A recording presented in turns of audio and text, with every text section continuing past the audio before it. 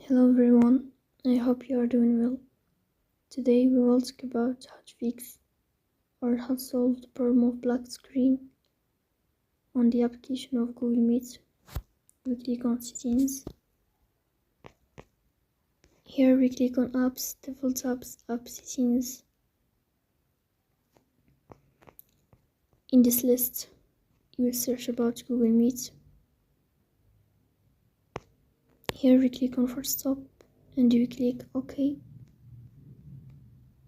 Here you will enter to storage. Then we click on Clear Cache. In the end, you will turn off your phone and you will wait a moment to restart your phone again to fix that problem. So that's all. Don't forget to support us by like and subscribe. See you next time.